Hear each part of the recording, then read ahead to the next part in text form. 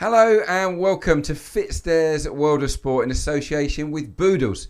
Check them out at boodles.com. Episode 12 then, and it's a bit of a different one. Today we've sent Lola, Katz, Roberts and Henry Beesley to Wimbledon, the lucky so-and-sos, and we'll hear from them shortly. And while they're off scoffing extortionately priced strawberries and cream, here in the studio, I'll be taking an early look at the upcoming Premier League season alongside experienced football writer and podcast powerhouse, Iain Macintosh. Iain, welcome to the show. Thank you for having me, Clarke. Yeah, absolutely brilliant to have your company on this side of the glass. Plenty of football chat to come with myself and Macca, but first let's find out what Lola and Henry are up to in SW19. Yep, thanks Clarke. We're here at the Gardeners Arms in Southfields, just a stone's throw from the All England Club, one of our favourite spots in southwest London. And who better at this time of year to join us than Mr. Wimbledon himself, Mr. John Inverdale. John, thanks for joining us. How are you? Lovely to be here. Yeah, I first came here actually to Wimbledon, I hate to say this, in 1970 when I queued to get in, and I wanted to see John Newcombe play, who was the great Australian champion of the time. And I've only missed one since 1970 actually, for one day at least, and I did it for 39 years broadcasting wise. So yeah, it's one of those things as well that every year, you know, Wimbledon's getting closer and all this sort of stuff. And I always think, I can't really be that enthused again about it, can I? And then on the first Monday, if I drive in, and there's a road down here called Marriott Road, which is a very steep hill that goes up into Wimbledon Village. So as you come to the top of Marriott Road and you look down and the All England Club is laid out beneath you, I always think, wow, here we go again. Yeah. And I wouldn't want to be anywhere else. I really wouldn't. What's it like behind the scenes? Well, it's pretty chaotic because, you know, one of the great things about Wimbledon is it's a major international event, and that means there are people from all over the world, which means that certainly in terms of the media centre and things like that, it's a 24-hour operation, because a breakfast show for someone is a tea time show for somebody else, is the nighttime show for somebody else. So there's always people scurrying around. There's always also other thing that always used to make me smile, was there's people eating at odd times. Like, why are you eating that huge amount of food at 3:30 in the afternoon? But actually, of course, it might, whatever time it is for them, it might be breakfast, or it might be whatever it is. So you just have to sort of, but you live in your own little bubble, and you also, you realise how it could be Andy Murray, it could be now Jack Draper, but you realise, of course, there are huge swathes of the world who don't give a monkeys about them. All they care about is their number one, who is somebody who might be ranked 58 in the world, who you're going, who?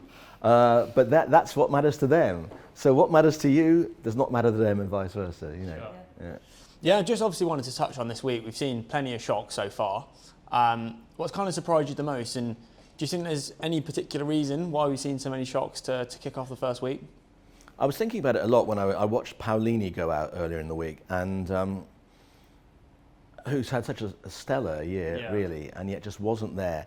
And also, you know, looking at Alcaraz, who's been off the pace in his first two matches.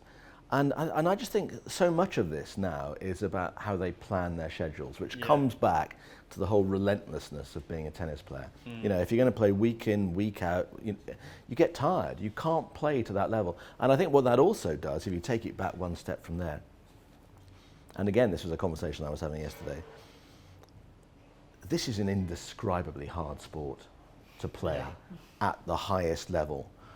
And it's all very well saying they follow the sun.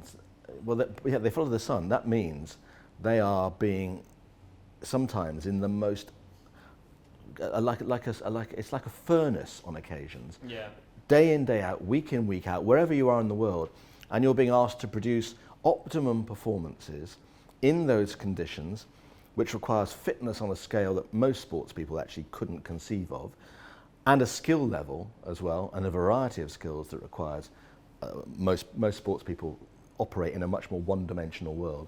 So you then realise how good tennis players are at that level. And you then realise that sometimes all it needs, because the gap between number 1 and number 100 has done that over the years, whereas in days gone by it was a chasm, you realise how you only have to be just off it a bit and you're gone. And a lot of people, I think, of the seeds at Wimbledon in the first week have been off it a bit, and you only need your opponent to be on it a bit, and suddenly you're gone and they're through. And I think and I think it's just happened, in a concertina effect, really. So John, I wanted to run through some prices with you in the men's draw. So we've got Alcaraz 23-20, 2.15 if you're a decimal fan. He shortened significantly after Zverev obviously was knocked out. Sinner 6-4, Djokovic 11-2, Jack Draper, our big home hope, 11-1, Fritz 18-1. He also came through a tough 5-setter in the first round and And the second round. And the second round, yeah, and 33-1 bar. So just wanted to ask you, how much do you think it's a help or hindrance to sort of come through a really close one in the early stages? Well, the best tennis match I've seen at Wimbledon so far this year, and it was fabulous. It was absolutely fabulous. It was on court 12, and it was João Fonseca of Brazil against Jenson Brooksby of the USA. It was just fantastic. Brooksby ran out of steam in the fourth set. Just when it looked like you'd have had no price on it going to 5 sets. Yeah. If ever a match looked like it was going to 5 sets, it was that. And then sort of midway through the fourth set, Brooksby ran out of petrol. He got to the final at Eastbourne last week. He'd played a huge amount of tennis, and I just think it just suddenly, his legs suddenly said, hang on a moment. So Taylor Fritz has played 2 5-setters, and he got to the final and he won Eastbourne. Yeah. He's played so much tennis. Unless he is superhuman, I can't see that he can possibly win Wimbledon. Because I think you can play too much tennis. Yeah. It's about what kind of a build-up you have, and let's face it, Alcaraz played golf as opposed to playing tennis. But I think he was looking at his draw, thinking, I can work my way in here. Yeah. By the time I get to the second week, I'll have played myself in a bit. Whereas some people think that I mentioned Paolini earlier on, she looked like she hadn't ever seen a grass court in her life, really, when she went out. And so I think it's all about how people prioritise their build-up to it. So, to those prices in the men's draw, Jack Draper is very much at home on grass, and I think that's a big advantage for him, and that serve is a huge advantage. Yeah. I just wonder whether it's going to come a bit too soon for him.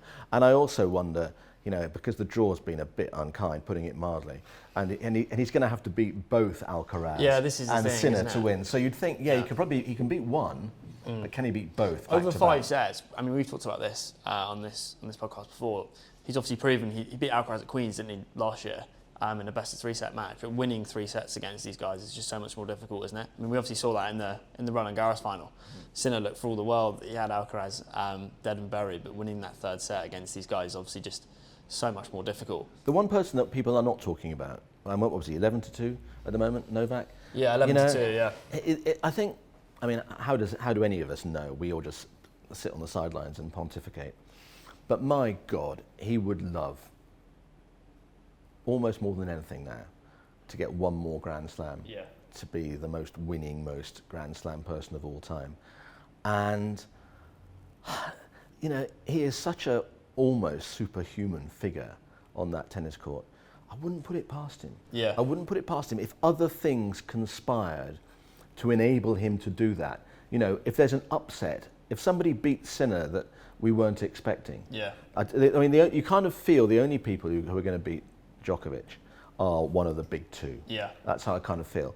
But, and obviously Alcaraz has got his number here at Wimbledon, you would sense as well at the moment.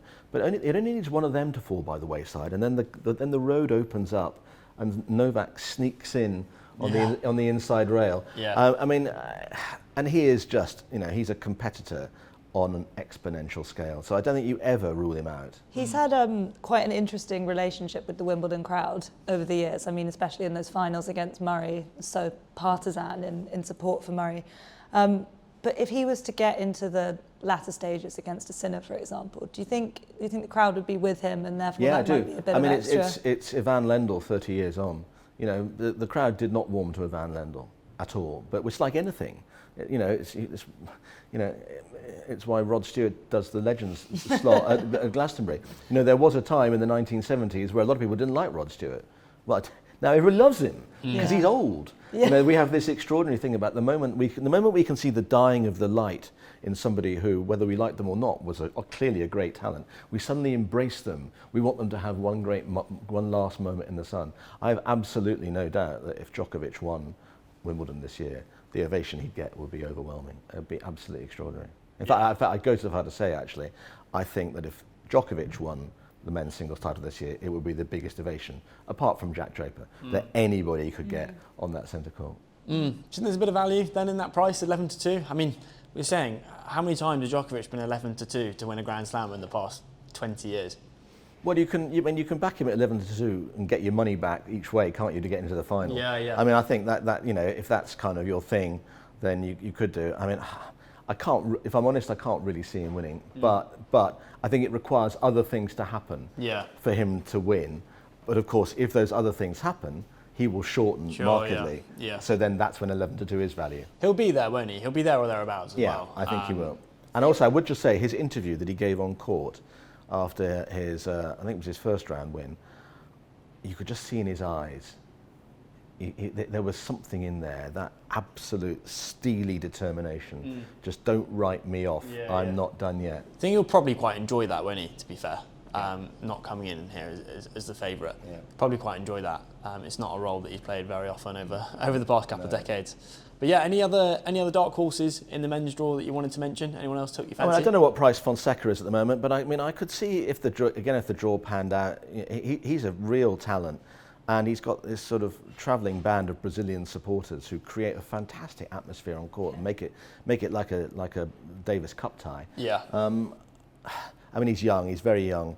He's just 18, and it's probably too soon for him. But I think if you were having a bet on him to win a Grand Slam at some point, whatever that might be, you probably wouldn't get great odds. But I think he will. Yeah, just going down the list again, John. So Fonseca there, he's 33-1. Ben Shelton, 50-1. Big serving lefty. He's got a good game for grass, hasn't he? How well do you sort of see? I mean, since he's made the top 10 in the world, he's hardly won a match, has he? I think was the thing. He went out early last week. But what do you make of his chances? I just think these days, because bookmaking firms are so on it, when did a 50-1 winner last win a tennis tournament? Particularly on the ATP tour. That's very much a rhetorical question, but it must be a very long time ago because it just doesn't happen.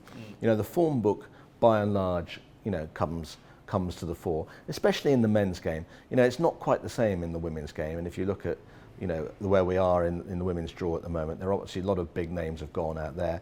But if you look back over the last decade, once you took the Williams sisters out of the equation and their dominance, but there have been a lot of kind of random names that have come in and just gone out, and they literally have that fleeting 15 moments of fame in terms of uber fame as Grand Slam finalists or winners, and then you almost don't see them again.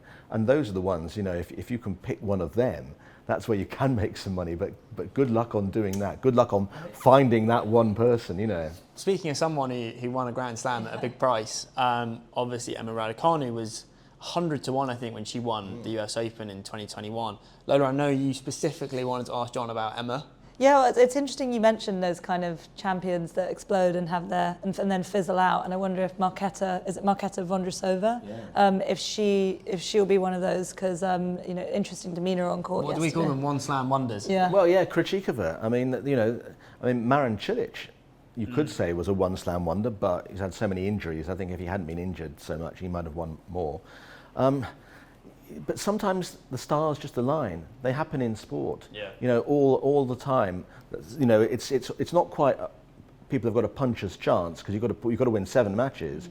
But if you're feeling great, and the other thing, I sound a bit like a record that's got stuck here, but the whole thing about tennis is, and the relentlessness of it, is every morning you have to wake up and think, I want to play today. I'm feeling good. Yeah.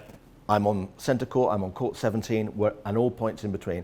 I'm feeling good today. If you wake up in the morning and go, you didn't sleep well. I mean, something is, they think what the weather's been like. And you're in a hotel room, or wherever you might be, which hasn't got a window. And so it's been stifling. I know this sounds trivial, but it's absolutely fundamental. If you read Martina Navratilova's autobiography, she talks about the most important thing that she used to travel with was her pillow. Much more important than her tennis rackets. Yeah. Because a good night's sleep, you can always replace a tennis racket. You can't replace a good night's sleep. If you walk on court and you've only had 3 hours kip, playing against somebody who's feeling absolutely great, you're probably not going to win. Yeah. Yeah. And so these are all little things that we never factor into. You never factor those into the odds making. Yeah, and yet so you've got somebody at 6-4 on, but you have no idea actually that A, they haven't been sleeping all night, and they had a dodgy prawn for food last night, and then lo and behold you say, how the hell did they lose that in straight sets? Well, there's a very good reason. They're a human being, they're not a robot, and sometimes not everybody's on it. So, and if you happen to get lucky, that's how you get one slam wonders, which you do. But, I mean, it's those intangibles, you know, about rest and rehabilitation and kind of general, you know, mental health really on court that are quite pertinent to Emma Raducanu, given she's had her ups and downs, to put it mildly, Very much so, since yeah. winning the US Open. So she's 16-1 here, and she faces the monstrous challenge of taking on Sabalenka tomorrow. But there are shades of that 2021 run in how she's been playing, and she was excellent last night. So, you know, am I clutching at straws here? You know, does she have a chance against Sabalenka? She's 3-1 to beat Sabalenka as well, John. I just want to get your thoughts on that price. Well, you know, but who's she playing? She's playing Sabalenka, who probably is the best player in the world on a surface that suits her big game. But you do only have to go back to the French final against Coco Gauff, when Sabalenka, by her own admission, suddenly just went AWOL at absolutely key moments. You know, even the best players can do that, and that's when you're under extreme pressure. The match is very tight, nip and tuck here and there. 1 point makes a difference. You know, you don't get a bad line call these days, but you get. But more's the pity, by the way. I would just say, as an aside, I hadn't realised how much I was ever going to miss line judges. But it's so antiseptic and so sterile now, and I just hope the game. I thought they'd always keep them here, to be fair, as well. I know they obviously, it was a COVID thing, wasn't it, that brought it about, I think. I mean, and I get I'm it. just surprised that they didn't keep them at Wimbledon, given all the tradition. But anyway, you only need a couple of let chords that go your way, and you go, or don't go your way, and then you go, and it's tight, and you get a bad let chord against you at 4-all deuce, momentum and then you serve a swingers, double fault, and then you're 5-4 down, and then you're under pressure, and then you say, oh my God, what am I doing? And before you know where you are, you've lost the first set, and then Emma's won the first set against Sabalenka, and the crowd are really with her. So these are all, you know, it's that ebb and flow of not just the sporting momentum, but the individual momentum. So I wouldn't, 3-1 Emma, I mean, you know, you might have a small bet, but I mean, that's more a hope than an expectation. Yeah. Wanted to touch on some of the other prices as well. So obviously, Sabalenka, we mentioned there, she's 13-8 fav. Rybakina, who obviously won here a couple of years ago, it's 2022, wasn't it? She's 15-4, 4.75 again, Lola. You like your decimals? Yeah, decimals women. Swiatek, 6-1. I'm amazed at the fact that I think she's only been past the fourth round once here. She's obviously dominated at Roland Garros, but we've not seen her necessarily translate that form to the grass. What do you make of her chances? But that you know, as somebody who's been punting for 1,000 years, which is, and obviously with no success, which is why I'm here now, you know, Swiatek at 6-1 is I think that's a reasonable bet. Because she seems quite her on-court interviews. You know, I'm not saying that that's more important than whether your forehand goes in, but it gives you a clue as to people's demeanour. And she's quite a complex individual, but she seemed quite chilled up to now. And maybe that's a good place for her to be. She made her first final on the grass, didn't she, last week as well in Homburg? I think she lost to Pegula in the final, but I thought that was a step in the right direction for her. Just as well, if the listeners do want to back Raducanu to Wimbledon, she's 16-1 at the moment. That'll obviously shorten massively if she can get the better of Sabalenka. I think that is mean beyond belief. Why would you want a bit more juice? I want 33s at the very least. We'll have to see what the brokers can do, John. Give you a price boost. Just to kind of take everyone out of the Wimbledon bubble for a moment, which feels a bit cruel to do so, but you know, we obviously talked about the fact that Emma was 100-1 to win the US Open in 2021, and she kind of built a platform for that success off the back of the Wimbledon run. If she does, which is most likely, you know, exit Sabalenka, if she can fall on her sword and go out with a bang, what kind of momentum does that build going into the US Open, for which she is a 45-1 shot just now? Well, she obviously likes playing there. I mean, the stars did align for her that year. So many cards fell her way that when other dominoes were dropping. I mean, she's a fabulous tennis player. And if she was to lose to Sabalenka, 6-4 in the third, shall we say, people will start saying. I think one of the issues that she has is the public response to her. There is skepticism out there despite all the hoopla and the tabloid Emma this, Emma that, there are a lot of people out there, and she's conscious of this, who are saying, you kind of got lucky. There is still that reticence to embrace her as a Grand Slam champion for what, maybe that's a very peculiarly British thing, but there is still that. All she has to do is produce a performance that everybody will go, that was just brilliant. She didn't win, but if the match against Sabalenka is an absolute epic that lasts 2 hours and 43 minutes and she loses 6-4 in the third, 7-5, whatever it might be, people will say, serious tennis player, respect, I've underestimated you, you know, and something may happen in the future. Yeah. But if it's 6-2, 6-1, the skeptics will say, well, there we are. And then, you know. There's one other women's player who I quite like. I actually watched an interview of hers in the middle of the Australian Open, Madison Keys, and she was talking about a change of coach and actually a change of racket. Maybe it's as simple as that. Sometimes you just have to change your racket. And then obviously she broke her Grand Slam duck. She's 8-1 here. She played very well last night. What do you make of her? Could she go Well, deeper? because so many of the other people ranked above her are no longer with us. Yeah. You know, she must have a chance. And I also think as well, having won a Grand Slam and being the age that she is, you know, she's been around the block so many times. Yeah. I think she's very relaxed. She's playing with house money, isn't she? Yeah. And that makes a difference. It does make a difference. If you're not thinking, if you're not walking on court, I've got to, I must, it's absolutely imperative, it has to be now or never. But you're walking on saying, hey, we'll just see how it goes, but I'm feeling quite good. I know mentally whose space I'd rather be in. Definitely. And I think that's where she is at the moment. So she must have a chance. Yeah. Those are the intangibles, again, that we don't really factor into the price, but it's actually very kind of illuminating to hear them. She's got a good game for grass as well. I always think she's a heavy hitter. Hits it very flat, obviously, which suits the grass. But John, we wanted to ask some bold predictions as well bold. before we let you go. Who'll win Wimbledon in 2074? No, so can you give us one player this week from either the men's or ladies draw who you think will make it to the quarterfinals, who might not necessarily be expected to get there? One quarterfinalist. Rinderknecht. Okay, nice. Mine actually is going to be Cam Norrie. He's got a good draw. It sort of opened up for him, and he played really well yesterday against TFO. Lola, anyone? God, you're really putting me on the spot here. Well, I'm going to go for Madison Keys. I don't know if that's much of a dark horse pick, but she was very impressive yesterday. So That's very shrewd. Thank you, John. Going for a really obvious one. Yeah. Well, at this point in the process, I'm clutching at straws here because I'm on a long losing streak. So I'm just trying to get on the board. We've got to ask you as well about the big two in the men's game. We were so lucky, obviously, for many, many years to have Djokovic, Federer, Nadal, and obviously Murray as well in there. We've got Sinner and Alcaraz at the moment, and if the next 10 plus years is anything like that final in Roland Garros, as tennis fans, we're going to be treated to some great matches.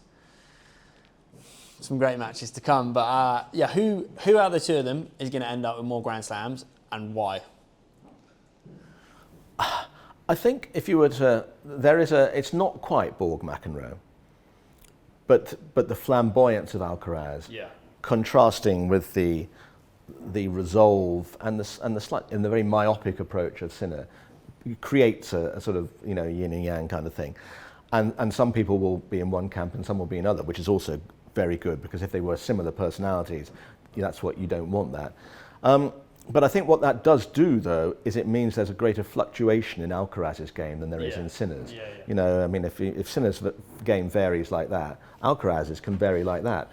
And that would tend to make you think that in the long run, Sinner might well win more Grand Slams, just because of he's like a relentless, steamroller, playing in that manner the whole time. Whereas Alcaraz could have bad moments, and Alcaraz is more likely to go out in a Grand Slam to somebody ranked 48 in the world who you don't really know a lot about than Sinner is, I think, by the very nature of his game and his personality. So if I was going to have a bet on who, if we were sitting here in 10 years' time, had won more Grand Slams, I think probably Sinner would have done. Okay, that's interesting. We talked about this in the office the other day. I've always been of the opinion that I think Alcaraz's ceiling is higher, but like you say, the fluctuations in his game could mean that you could potentially go out early in some of these slams. And just with regards to surface, which Sinner's obviously dominated on the hard the last couple of years. But how do you sort of see that? Who who's better on which surface. And I mean, we don't have a like Nadal situation where he's turning up and winning Roland Garros every year. But the thing I think almost irrespective of the surfaces, I do think the extraordinary thing about Alcaraz, and in the early rounds here when he's been off the pace, as we said earlier on, he does have that ability to just suddenly find something, as he did at Roland Garros. Yeah. You know, when you really thought he was down and out, and Sinner may have kind of given him an opening, but you've still got to seize that opportunity. And I watched Alcaraz play a couple of times where 15-40 down, and you think he's going to get broken here. He doesn't, because what he'd been doing in the previous 4 points, it's almost like it was like another player was on the court. Yeah. It's like he becomes Clarke. He goes from Clark Kent to Superman, and he suddenly, for the next 4 points, becomes a different human being. Ace, serve volley, down the line winner, another ace, game over. 15-40, who was bothered? Yeah. You know, and so he seems to me to have, whereas I don't see Sinner having that. So you know, so to that point, which is why of course that's why he's great to watch. Yeah. You know, it's definitely what the big three had. You know, the ability to really pull it out the fire when things got. We are going to have to press you for a number though, John. So how many, when it's all said and done, are they going to end up with? Because I think Alcaraz was exactly the same age to the day as Nadal was when they both collected their 5th slams. So. Are we talking like 20, 25? How many? No, I don't think either of them will get more than 15. Really? Because I think well, for the very good reason that the golf. I mean, this is not to belittle any of the extraordinary achievements of days gone by, and even Roy Emerson in what did he win 13 in 60s, 70s, you know. But I think in those days the elite end of the game was that big. And then it became that big. Yeah. And then when Djokovic and Federer and Nadal were at the peak, the elite game was that big. Now it's that big. Now now you know, somebody who's 138 in the world is in a draw. They are a phenomenal player. And I think that the physicality of the sport is now increased year on year, which means it's that much harder. I think the inevitability of injuries to the top players is greater for that very reason, which is one of the reasons obviously they're trying to change the calendar. But until such time as that happens, and there are too many factors in that, too many stakeholders, too much money at play, you know, that relentless hamster wheel of being a tennis player is going to continue. I think a lot of players will end up missing Grand Slam events because they're just not 100% fit. That's why I think ultimately, you know, the days of anyone winning 20, I don't think it's going to happen again. So, you know, I'd say, you know, they could probably both win 12, 13, 14, 15, but I'd be really surprised if it was more than that. And then a last one, maybe the toughest one, just to finish. If Draper does win Wimbledon this year, we've had Henman Hill, we've had Murray Mound. What do you think we'd have next? Draper's dugout. That's good. Yeah. I don't know. Draper's something. It has to begin with a D. Yeah. Maybe it's a dome. Yeah. Dive. Yeah. But it would be great. Yeah. And I tell you, and you know, he's got so much going for him. And I think British tennis is in a pretty good place at the moment. We've got a lot of good players, you know, in both the men's and the women's game. But if Jack Draper could win a Grand Slam, if he doesn't win here, you know, we've had for over many years, putting Murray to one side, we've always had people who have been contenders with a small c, but that never becomes a capital letter. You know, they've kind of just dribbled in. He is a serious contender with a capital C, and that serve on a surface like this, you know, it's, you know, sometimes you think you need 2 players on the other side of the net to get it back. That's a massive weapon to have. But again, you know, this is not just about tennis, it's about up here. It's so much about this. Well, Sabalenka actually said that playing tennis on grass was 70% for her. So if the world number one is saying that for her playing tennis on grass is 70% mental and 30% playing the game, and she hasn't got to factor into that the fact that she's British and she's got all the expectations, all the hoopla, all the nonsense that goes with that. I think Jack Draper has more to worry about with that than he does about Alcaraz and Sinner. Because until you find yourself in that absolute melting pot of being the number one name on people's lips in the Gardener's Arms and pubs north, south, east and west, you know, until you've been in that situation, you don't know what it's like, and how you deal with that. That's a lot harder than dealing with somebody just hitting a tennis ball at you, because that's a kind of one-dimensional thing. Yeah. This is so big, and a lot of people can't deal with it. Hope he does. Yeah, it'd be brilliant, wouldn't it? Thanks, John, so much. Really Pleasure. appreciate it. Lovely to talk to Thanks you. to the gardeners in Southfields as well. If you're at the tennis today, we're odds on to still be here, aren't we, this afternoon? So Certainly are. Thanks again. You're staying in the gardeners all day, don't tell me. Yeah, exactly. Welcome back. Brilliant to hear the dulcet tones of John Inverdale there. Excellent work from Lola and Henry too. And they'll be back in a bit to give us their 3 tennis picks. If you'd like to place a bet on Wimbledon or any other sport discussed on this show, it is pretty easy. Just visit fitstairs.com or their excellent new app. Fitstairs also offer a telephone and text betting service. If you want to give them a call, you can get any prices on any market, as well as some special bets as well. 0207 851 5407 is the number. Or you can text the office on 07492 882 213. There is a magic word, and that magic word is Boodles. If you say that when you speak to the people at the Fitstairs, you'll get an exclusive discretionary price boost. I'm told the brokers will be generous, so make sure you test them out. Max 1 price boost per person, must be used at odds of evens or greater. You have to be over 18. And as always, please bet responsibly. Football now, and like everyone else, we were shocked and heartbroken by the news of Diogo Jota's death earlier today. The Liverpool forward and his brother Andre Silva tragically died in a car crash in Spain, and our thoughts of course go out to his family and friends and the Red supporters too. Yeah, it's just absolutely awful news.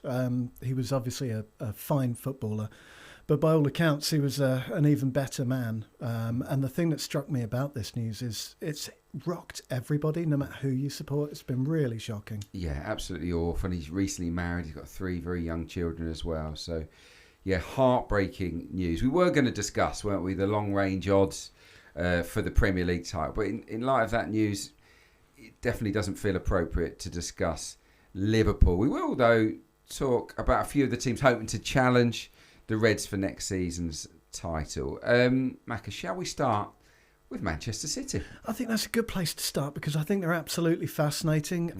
Before we get right into this, we should add the caveats. We're halfway through the mid-season period. Some teams have done their shopping, some teams haven't done their shopping. So, all caveats apply. Yes. Strangely reticent Arsenal. But with Man City, I think they're going to be the most interesting team to watch next season because I genuinely have no idea what's going to come out the other side. On the one hand, you have the very obvious issues they had last season, that team was getting stale. And I think it got staler quicker than anybody expected. But there's so much fresh blood in there now.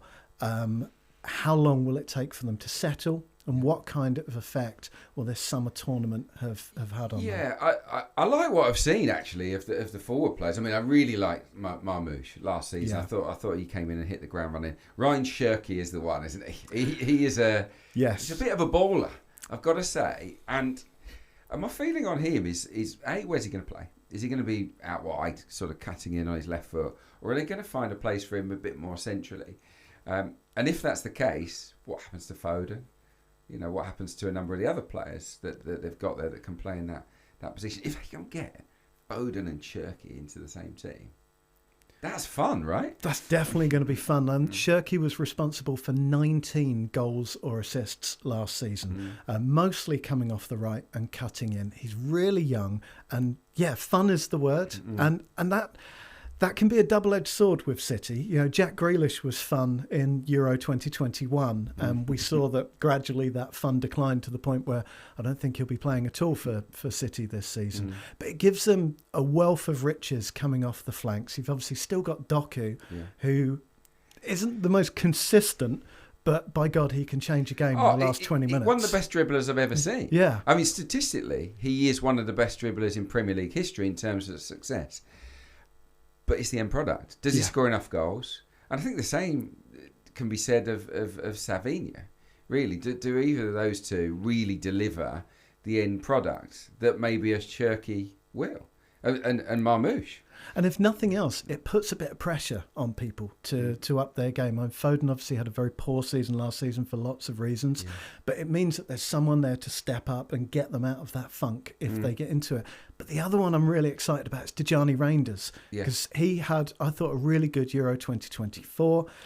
He scores goals, he gets forward, and with these Guardiola teams, it's almost not about the position they play, it's about the movement that they make. And he is constantly up and down the pitch, providing that support, which Guardiola loves. He has players moving in, creating space for others. I think you're going to see him hitting 10 goals. Yeah, well, he's got legs. Yeah. You know, Reinders has got legs. Marmoush is sharp. Cherky, you know, he's maybe not super athletic, but he's young and he's vibrant. Savinho, you know, these players... He's lowered the age, and they will be lively going forward. They're going to score goals. There's absolutely no doubt about that. Manchester City. The issue I have in terms of whether they can finish above Liverpool or Arsenal, for that matter, is at the back. Ederson, is that a problem?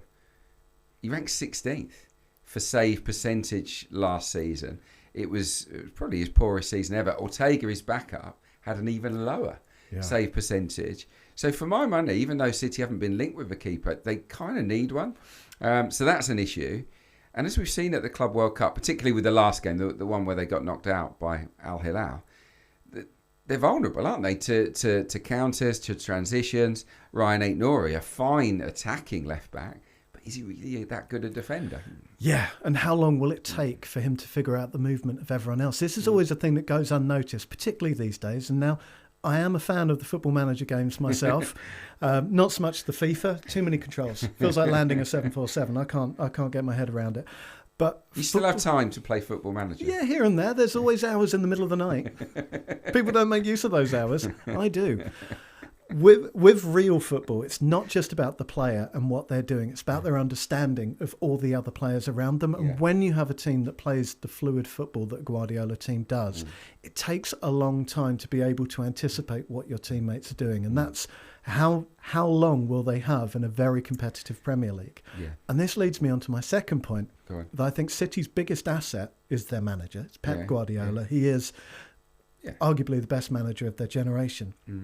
But he does have moments where he seems to overcomplicate things. He tries too many things. Remember Barcelona? I think his final season there, he was playing a back three, and two of them were central midfielders. Yeah. I mean, it's great. He's going to try something radical this season, and whether it works or not may well determine how City fare. They lost 9 games last season. They lost 6 on the road. Now they have to trim that down massively. I think to win this title, 4 defeats is probably a max, really. They conceded 2 or more goals in 14 of 38 fixtures. That's almost half. I mean, it's not half, but it's getting on for half. Arsenal, it happened in 9 of 38. Liverpool, 12 of 38. So, for me, their credentials aren't really about what they do at the top end of the pitch. It's about can Guardiola fix the stuff at the back. I think the jury's out. I wouldn't be backing them, I've got to say. No, I wouldn't. I'd back them to get their Champions League place, as they very well should for the amount of money they spend on wages. I wouldn't back them for the title this season, but I might next season. Depending on how quickly they gel, they might be one to watch out for next year. We'll talk about Arsenal in a second. Is there anyone else in the mix for you in terms of title challenge or top 4? There has to be someone in the mix for top 4. It's always really tough because the temptation when you're looking ahead to the next season is to look back on the last season. Now, if we went back over all the football podcasts and TV shows this time last year, how many would say Liverpool will win the league at Canton? No. Hardly any. No one. Yeah. So we're kind of taking a leap into the future, but we just don't want to base everything on the idea of Arsenal coming second. Chelsea are a really interesting case. They're going to find it much harder in many ways this year because they had the Conference League. They could pretty much have a Premier League squad and a Conference League squad. And that enabled Maresca to have a little bit more time with people. It enabled him to keep footballers happy. I mean, with the much lauded Athletic piece from last year that said they had so many players, they couldn't fit them in the dressing room. People were getting changed in corridors. How on earth do you keep that squad happy? Well, now he's got a bigger problem because with the Champions League, that's where everyone's going to want to play. He can't run 2 squads at the same time now. They're going to want to play in all of those games. Yeah. However, you have to say, of any club in the Premier League, they seem better insulated against injury problems.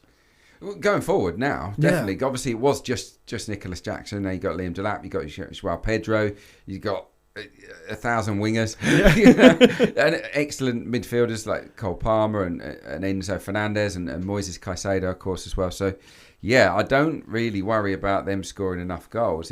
For me, again, it is at the back. Yeah. Are they experienced enough at the back? And I say no. Obviously, the club policy is, unless you're a teenager or someone in your early 20s, we're not even going to think about signing you. So, and I respect that viewpoint, but I also think you kind of need a little bit of experience. Certainly Chelsea do. My biggest problem with them, I don't understand how it's possible to spend £1.5 billion and not have a top-class goalkeeper. Yeah, I think they'll address that. They've got 6 number 2s. I cannot get my head around that, particularly in the way that they play, building up from the back. I cannot understand what they are thinking of. And I used to have this with Liverpool and Arsenal in the past. Liverpool had Simone Mignolet, who's a perfectly decent keeper, but he's not a title-winning keeper. Or Mignolet. Oh, Mignolet, definitely. In the original Essex. You've got to respect these things. And Arsenal with Manuel Almunia, that you thought, again, perfectly decent keeper, but over the course of the season, you need a keeper who's going to win you 12 to 15 points on their own. And Chelsea haven't got one of those. The other problem they've got is that Maresca, even with the coming into the Champions League places, even with winning a European trophy that may or may not be worth very much, the patience was running thin a bit with the fans, wasn't it? And you feel like if he loses 2 or 3 in quick succession, everything could tip over and you've got chaos Chelsea all over again. Yeah, it wouldn't surprise me if something happened there. What about Arsenal then? Perennial second placers, first losers, whatever you want to call it, 3 years in a row. Can they go one better this season? I know that much of that depends clearly on what they do in the transfer market. Yeah, I think we've spoken more than enough about who they need to buy, where they need to put them in the team. But the thing with Arsenal that I think even a lot of Arsenal fans seem to have forgotten is how very, very solid they are. Yeah. They don't have many bad days. Now, to do a bit of data here, and I always think with data, it's a bit like a dog walking on its hind legs with me. You shouldn't criticise it. You should just be impressed I'm doing it at all. Only on 3 occasions in 2025 did they amass a lower XG than 1. So in almost every game they should be scoring. Yeah. Liverpool were the only team in 2025 to get more than 2 on XG against them. So chances are they're not going to concede many either. On that, by the way, Arsenal did not concede more than 2 goals in a single match last season. They're the only team in the Premier League incredible to manage that. And that is not the sort of stuff that gets noticed, because people notice goals going in, people notice all the flashy stuff. But over the course of a 38-game Premier League season, particularly one as competitive as this, having your low watermark as not very low means that you're really looking at just marginal gains. Yes, the big one is getting a striker in, but there are so many other tiny little tweaks or tiny little strokes of luck. The red cards at the beginning of the season, they had 2 red cards for players booting the ball away afterwards. Now, you could get into a big debate about whether or not they were justified, but they were silly red cards and they're easily avoidable. Yeah, look, 6 red cards. Last season. All but one of those came when Arsenal were either leading the game or drawing, and points were dropped in all of those. So, or almost all of those. The only one was Wolves, where they turned it around with 10 players. Didn't get many penalties last year either. Only got 2. So it's little differentials like that. Improve the discipline. Get more penalties, but to win a penalty, you've got to commit defenders inside the box. You've got to make things happen, and Arsenal can and must do that better next season. So they're 2 things that could swing in Arsenal's favour for sure. Obviously, the introduction of a striker, a goal scorer and winger as well. They've got the solid defence, best defensive record by far. I'll tell you what else can change as well. They've got 3 key players who, for one reason or another, weren't at their level last season. So you've got Saka, who spent a long time injured. Ødegaard. You have Martinelli and you have Ødegaard, who dropped off. Yeah. Now, there's a lot of debate over whether Martinelli really dropped off or whether he was overperforming in the first place. I think he dropped off. I think there's a good player there. I think in Ødegaard, you've got one of the league's best players, and he was way off his very, very high I wouldn't level. disagree. They're going to have a quiet summer now.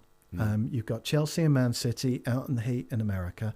There's enough time to recharge their batteries. If you get them anywhere close to their peak, along with these little marginal gains, along with a striker, I think what you've got is the closest challenger to Liverpool. Yeah, I think so. I'm quietly confident on Arsenal, not least because the record against the Big Six is so strong. Since the start of the 2023-24 season, so over the last 2 seasons, against the traditional Big Six. Now, they're not the best 6 anymore, but it's the traditional Big Six. Arsenal have won 11, drawn 9, lost none. So the days of Arsenal being a soft touch in those big games are gone. It's gifting points from leading positions that was the big problem last season. They took the lead more often than Liverpool, Arsenal, last season, but they ended up drawing 8 of the games that they led. So that is another area that they need to improve on.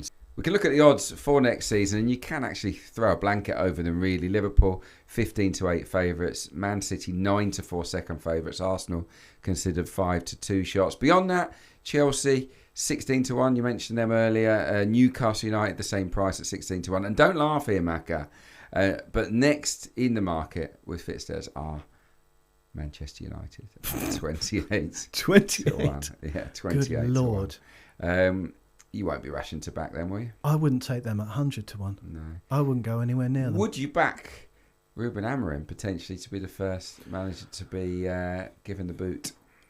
That is a really interesting one. I'll tell you the thing that might save Amorim from that and possibly save him for the whole season is that their level is so low that they should be able to play with blindfolds on and be better than last season. They were terrible last year. And on any normal season, we haven't got 3 teams effectively relegated by March. They could have been in a relegation battle. They're a dreadful football team. Yeah, no, that's true. But I think he will definitely be in the mix for that market. A poor start, and Manchester United may blink and make that change. I don't think they will, but there is a possibility. If the odds actually aren't out yet for the sack race, which is always a fun market to get involved in. I think they will come out very soon. My shout for it would be Daniel Farke at Leeds United. Ooh, I love him. I actually love him. Yeah. He's a cool guy. He says it how it is. Players love him. The Leeds United team very much on board with him, but I don't think the ownership are. I think they want a bit more glamour, and I suspect that a poor start for Leeds United, given that they're going to spend some money this season, will instantly put Daniel Farke under pressure. And of course, his Premier League record at Norwich City, whether that should come into play or not, and it really probably shouldn't, it will do in the minds of the owners. So I think when those odds are released, I think Daniel Farke will be right near the top of the market. I think that would be a really bad thing to do for loads of reasons. Yeah. You need stability. They've built that team up. They've been very calm about it. Yeah. They've lost great players as well. Archie Grove's fantastic for them.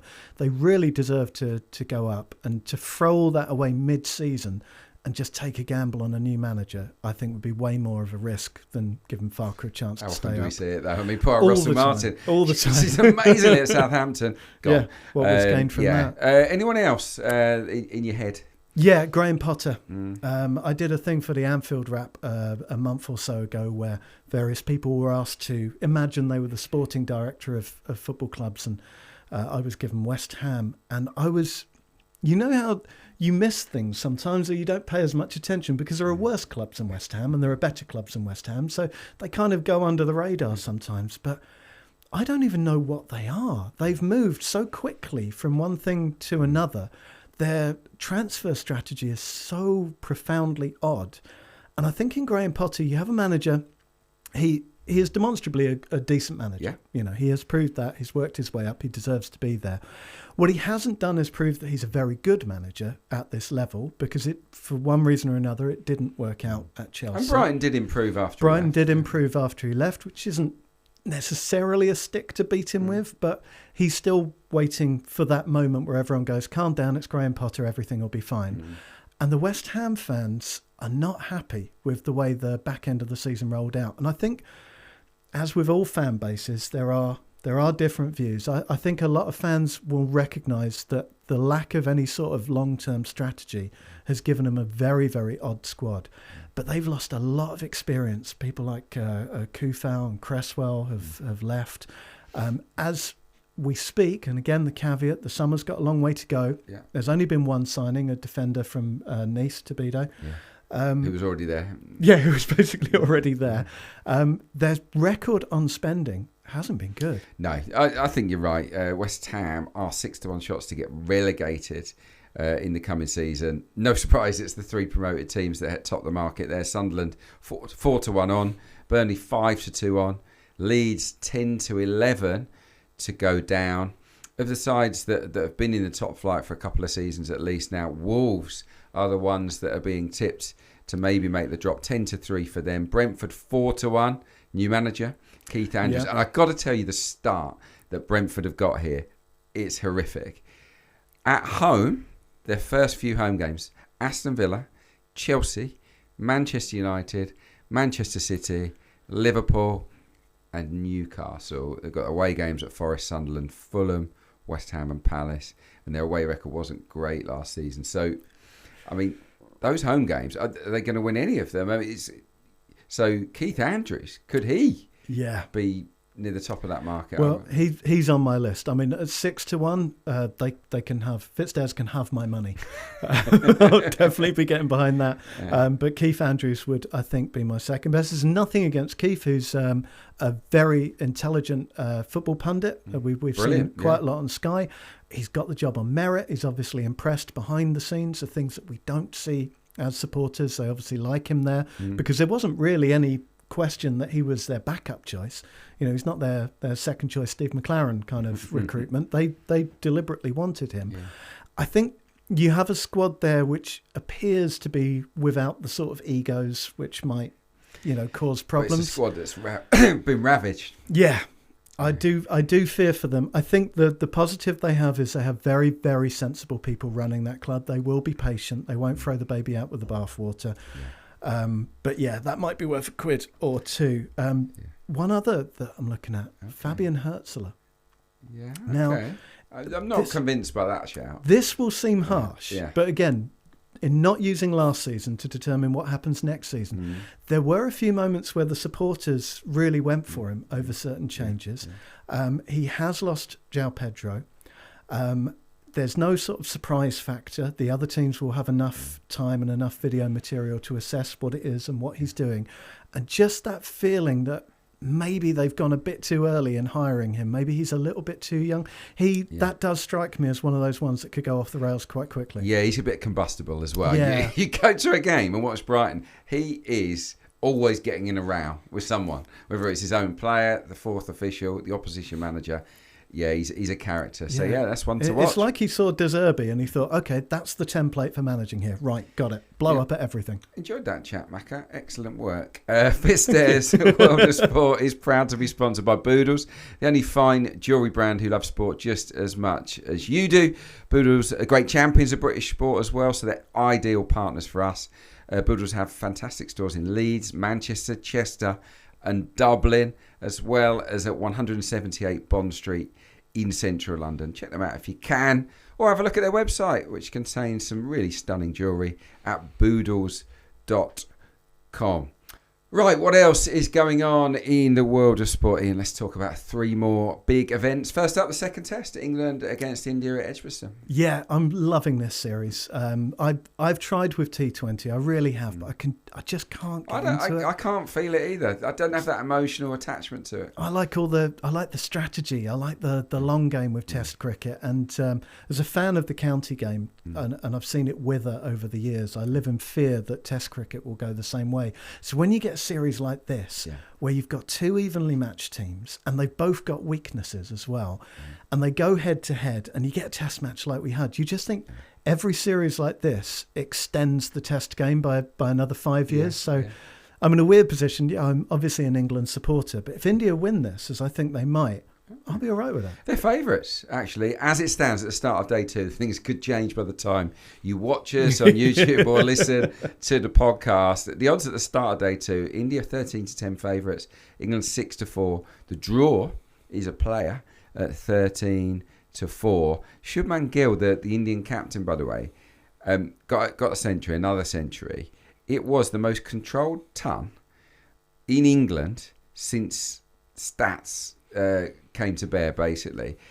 3.5% of his shots were described as full shots. That's either an edge or a miss or a lucky shot where you don't get out. 3.5%. The average in England test matches is 12%. Wow. So that's pretty good. Yeah, that's exactly what they needed at that point as well. They were just having a couple of little wobbles, silly wickets being lost. And this is one of the great things about Test cricket, that you can just go, right, throttle back, take root here, just play it nice and calm and nice and sensible. And their batting order is really, really strong. But their bowling... no Bumrah. I mean, no Bumrah. Can they win? Can they take 20 English wickets without Bumrah?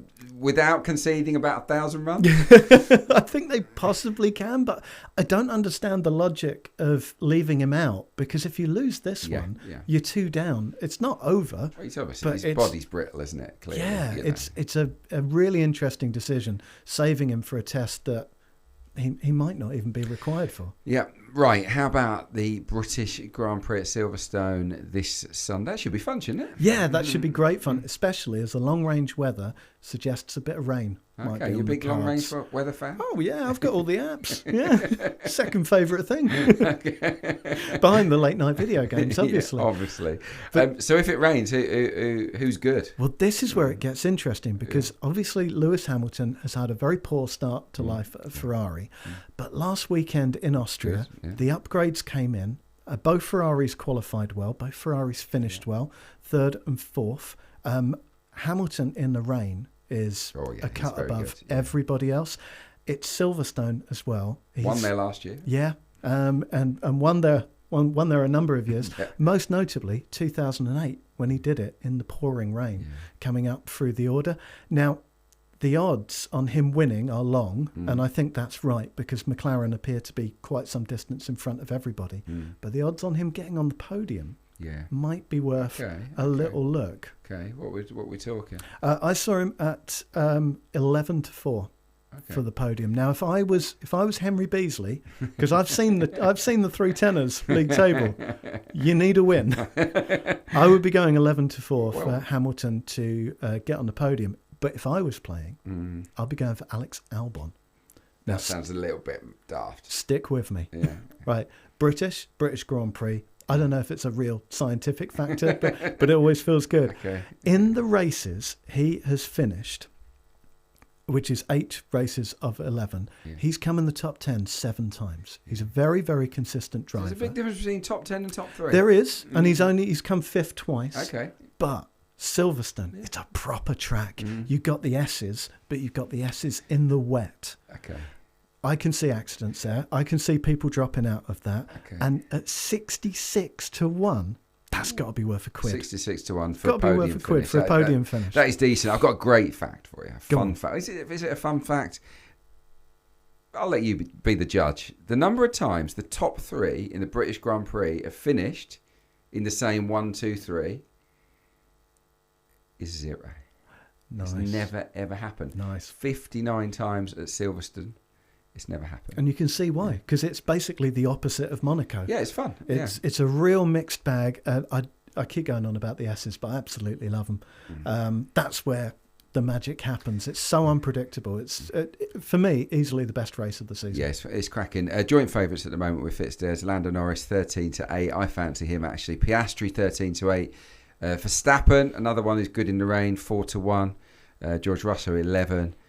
Leclerc 16, and then you get to Lewis Hamilton at 18-1. It's also a bumper Saturday of football. I mean, we have got Palmeiras Chelsea 2 a.m. I mean, you've got to be keen maybe to if you're living in the UK to get up for that one. But it's a big game. PSG versus Bayern Munich at the Club World Cup, 5 o'clock kickoff UK time. Real Madrid versus Dortmund is at 8 the same time. as the England women's team take on France at the Women's Euros. 4 cracking matches there. And I just want to share with you a cheeky little fourfold. Now, Palmeiras have bored their way really to this stage, haven't they? A lot of low-scoring games. They're defensively tight, don't score many. Chelsea have done okay, I think, to this point. But I think there are slight flaws there. And against a decent Palmeiras team, I'm going to back them to draw in 90 minutes.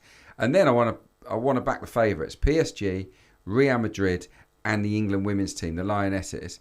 So that fourfold with the 3 favourites and the draw with Palmeiras Chelsea comes in at 25-1. Not too shabby. That's all right, isn't it? Yeah, that's all right. I was really surprised with it. What do you feel is the weakest link of that? Because there's always one when you put on an accumulator. There's always one that bothers you a bit. England women against France women. It could easily be draw. France could win that game. Yeah. Obviously, back in the draw as well is always a risky play. But yeah, I mean, are you arguing with me? No, I think I'm with you because the England women's team have had a sort of difficult build-up and key players out. That would be the one that would make me think it's a hell of a group they're in, isn't it? Yeah, that's not pretty at all. Right, let's play the 3 tenors now. Every week at the end of the pod, we all get a tenner each to place with Fitzdares on an upcoming sporting event. There is no hiding place. We do have a running league table. And I don't want to hide at the moment, do I, Macca? Why should you? Why should I hide? Yeah, the Ball Fest that was Palmeiras versus Botafogo last week was predicted by yours truly. I backed under 1.5 goals at 6-4. So I've added 15 quid to my tally, which you can't knock it, can you? Marginal gains. £183.33 is my profit so far. Lola, £77.70. Poor old Henry. £22.50. I know where your tenner's going. It's going on that podium finish for Hamilton, right? I would just take the opportunity to try and win the whole tournament on my own in one cameo appearance and just go Alex Albon. I'm going to go for being with Lola and Henry has given me a bit of a horse racing bug. I've got to be honest. I'm following it so much more closely than I used to, I have to say. And I'm going to go for Delacroix in Saturday's big race at Sandown. It's the Coral Eclipse. Delacroix, if you remember, was favourite for the Derby, 2-1. And it kind of got boxed in. It was in a bad position at the turn, lost its balance, didn't do anything. But Delacroix has beaten the Derby winner Lambourne. It was brilliant up until that race. And in this particular contest, the Coral Eclipse, it faces older horses. So Delacroix' 3-year-old faces 4-year-olds. The 4-year-olds are carrying more weight because they're bigger and stronger. So I'm going to back the younger horse here to do the business. It's Aidan O'Brien.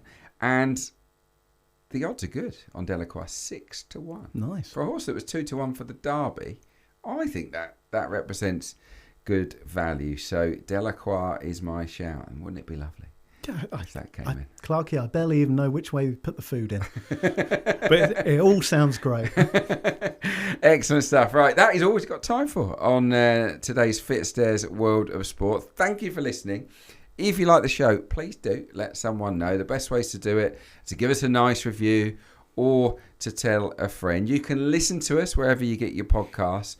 We're also on YouTube, where tens of thousands of you are regularly catching up with the show, which is absolutely fantastic. So please do continue watching and listening. It's brilliant to have you all on board. If you'd like to find out more about Fitzdares or any offers you've heard here, please do visit fitzdares.com. Remember, prices you've heard here are subject to change. It's 18 plus only.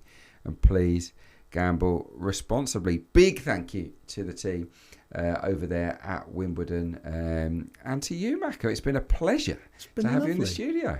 Lovely. Thank you for having me. It's flown by, hasn't it? It really has. Yeah, you can come back. God bless you. That was Fitzdares World of Sport. We hope you enjoyed it. I'm Adrian Clarke. Your producer was Simon Watts. In the studio today was Iain Macintosh. At Wimbledon, we had Henry Beesley, Lola, Katz, and John Inverdale. Fitzdares World of Sport is a track record production, and we will be back next week. Thanks for listening. See you there.